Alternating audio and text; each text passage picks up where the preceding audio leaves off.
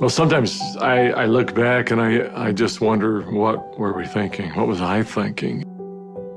We went for a long, long period of time with no resources. And when I mean no resources, I mean no resources. People told us we were crazy to go all in. You know, is this really going to work? I think some of the most beautiful things can emerge through trial and through difficult times. I had been a physician for a long period of time, and I'd had a patient who came to see me, and they would ask me, Dr. Hill, what do you think about the essential oils? And I made the mistake one time of saying, I think that's one of the craziest things I've ever heard. She looked me right in the eye and she said, I am so disappointed to hear that, because that's done more for me than you or any of your colleagues or anyone has ever done for me. And it intrigued me. And over time, I became more intrigued. I became involved with essential oils. And now for the last several decades, this is all that I have focused on and all that I have done. I remember when I first came into the essential oil industry, I thought they were voodoo oils. I thought they were really, really strange. It wasn't long before I started using oils on my kids, and I was amazed at what I was able to do and how it empowered me as a mom to take charge of my family's health care. So I was a huge skeptic. Parents were educators. My father's a professor of physics. So I just wasn't raised anything but allopathic Western medicine. I learned over the years how effective they were and can be, especially if they're pure. After working 10 years in the essential oil industry, I found myself leaving for integrity purposes because I knew that essential oils had to be pure. The desire of my heart was just to go home and raise my children. And I hadn't been home very long before my husband came to me and said, there's something more you're supposed to do. And as he said this to me, I actually was very angry with him because my heart said, I want to be home with my kids. And he said, sweetheart, you're not listening. There is something you're supposed to do with Dave and Dr. Hill with these oils. And I said, what do you mean, these oils? I've tried all the essential oils out there. There's nothing that meets the quality standards our family needs to use for our health care. And he smiled at me and he said, I know. You're supposed to find them. Stop thinking with your head and start thinking with your heart. And it was in that moment that I knew. It all came together, and I had such a grand vision of going out and finding the world's most pure, most potent essential oils and educating mothers like me how to take charge of their health care. So it was in that moment before fear took over that I picked up the phone and I called Dave. And Emily Wright called me at the time and just said, what if we could go out and source the most pure essential oils on the planet and bring them to the world in a mainstream fashion? And he got really emotional. And Dave doesn't get emotional. And actually it was that right then and there. That was the genesis for me. And I just kind of felt strongly like, yeah, we're going to start a company. So I hung up the phone with Dave. I picked up the phone and I called Dr. Hill. And as I called him, I still remember he kind of giggled. And I said, Doc, this isn't funny. I'm serious about this. What if we could go out and find these pure oils like we've always wanted to do? And what if we could educate people to really understand the power behind these oils? And he said, no, Emily, I'm not laughing because I think your idea is crazy. I'm laughing because I was just getting ready to call you and ask you the very same question. It started with an initial little small meeting in an Italian restaurant. In the far corner, and we met for 5.5 hours until they finally kicked us out of the restaurant because we weren't buying food anymore. And we just started to dream. We would meet anywhere we could find some space to meet. And it was in some strange places. Of course, the basement of the Normal Library was one. We got too rambunctious and they finally kicked us out of the library. Sometimes it was in the basement of our homes. I remember not telling my kids, that I was unemployed and starting a new thing, but the dad was working on a project in the basement. As I did the business plan, I started to realize that this was going to be big. I just knew that with such a good team and product that had changed our lives, we felt like this was going to be significant.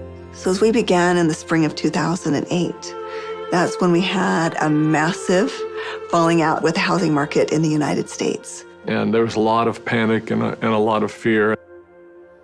We looked at starting this company. The first thing you think is, I got to raise money. I've got to get capital. And we set out to do that initially. And actually ended up, the four of us, back in New York City, visiting with some very high-profile people. And as we gathered together that next morning at that conference table, and we've got, all of these Manhattan-style managers that are meeting with us, and they quizzed us for hours.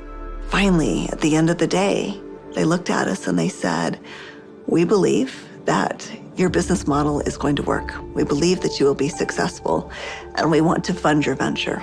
We'll give you $5 million. And we all, of course, felt extremely elated. They were willing to fund the company, but of course they were interested in 51% and control. And I just remember the feeling we had as we walked away from that conference table. And the four of us found ourselves in front of the Statue of Liberty. And I remember looking across the water. Almost as if on cue, as I recall, we all just grew somewhat silent. And as we looked out over the water, and I looked at the Statue of Liberty, what rung true to me is we're doing this to give people freedom. And if we take their money, we can't make people free. And we can't make this dream that we have a reality, because they'll never allow us to bring the quality of essential oils that we know we have to light. Because they'll be looking for an exit strategy, they'll be looking for a return on their investment, and that can't be part of the equation. I remember standing right next to Dave Sterling, and Dave looked at me, and in kind of a somewhat shocking way, he asked me, "How much money do you have, Doc?" And I said, I don't know. And he said, "How much can you pull together?" And I said, "I don't know." And he asked each one of us in succession, and before we left the park that afternoon, we had made the decision that we were unable to take any resources from anybody, and instead, we would all leverage everything we have. We took the equity out of our homes, we cashed out 401ks, we liquidated everything we owned in order for this dream to come to fruition. And so as I expressed this to my wife, I remember very clearly, she just looked at me and said, "Well, I trust you. You'll take care of us, and we'll be fine." And we had family members even come to us to say, "You're foolish. Your family is going to be homeless." So we went all in, everything. We didn't hold anything back. We thought it would be for just a couple of months that we went without any income, but it was 13 months. Those final months, we're eating almonds and yogurt and telling our kids they can't go to dance practice and they can't play sports because we don't have enough money. But having that belief that it was all going to be worth it. And I remember a day that we had $5,000 left in our account. $5,000 because we had just put together this big oil order. And we didn't know how we were going to make payroll. We didn't know how we were going to make commissions. And just to see how doors open every single time, as long as we continued to step forward, that doors open.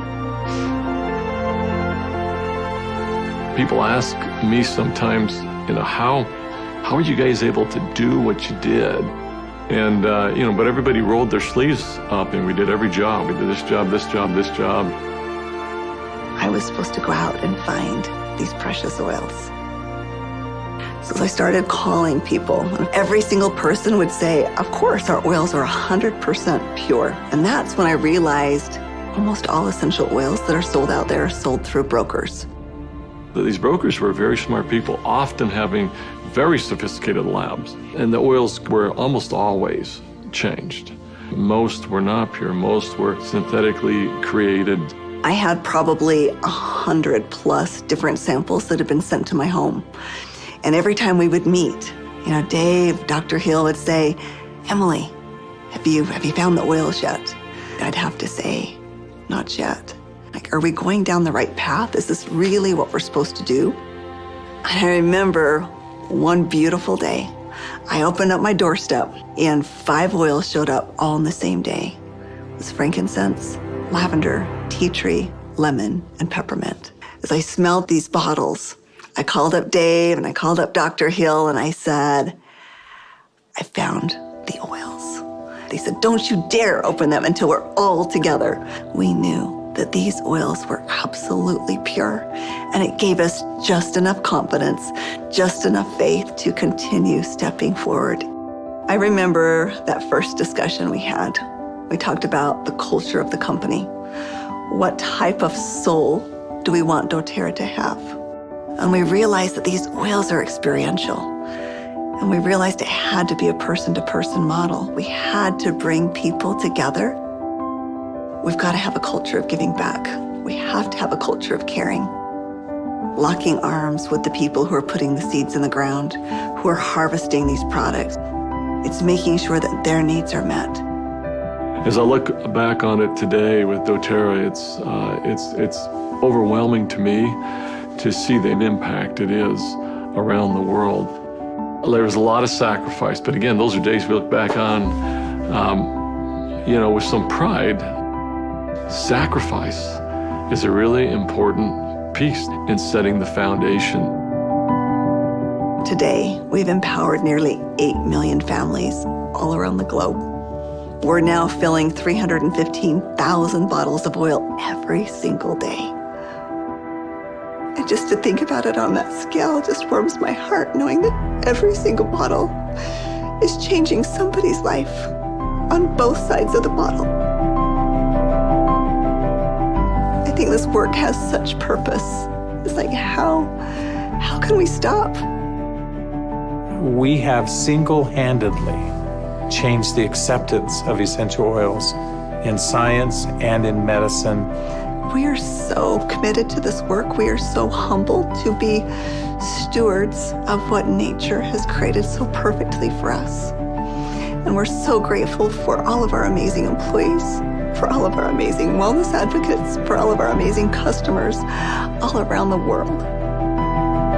We haven't changed in our mission. We haven't changed in our purpose. We're still true to those things that very early on were important. If doing the right thing was important then, doing the right thing is important now. If helping and giving service to other people was important then, it's important now. If sourcing oils differently and doing what had not been done before was important then, it's important now. We feel like, as crazy as it sounds, we're still just beginning.